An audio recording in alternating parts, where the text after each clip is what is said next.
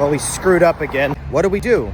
I think it's important to talk about it and maybe ask your opinion. We did a job for a sweet lady in my wife's childhood neighborhood. Shout out to Chimney Springs. And she called us on a day like today where it's perfectly sunny and there's nothing going on. And she was like, my roof just caved in because my ceiling, there's water everywhere. And I'm like, okay, ma'am. Can you clean it up just in case it doesn't hit the hardwood floors? And can you make sure that you solve the water intrusion by putting a bucket under it? Like all the things that I know. And then I said, ma'am, is it raining at your house? And she's like, no, it's not raining. And I'm like, well, there's a high probability that this isn't a roof leak. And she doesn't care because we're the only company that answered the call at 4:30, right? Because she's in full panic.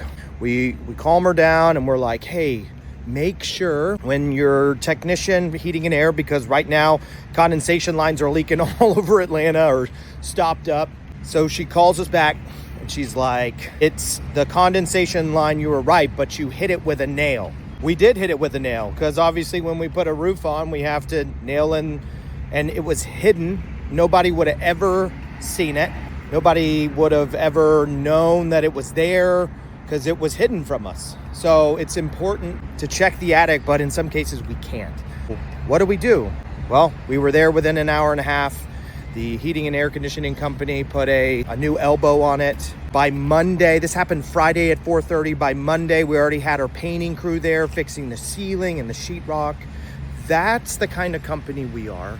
Even though this is beyond our control, it's not our fault because somebody improperly installed something.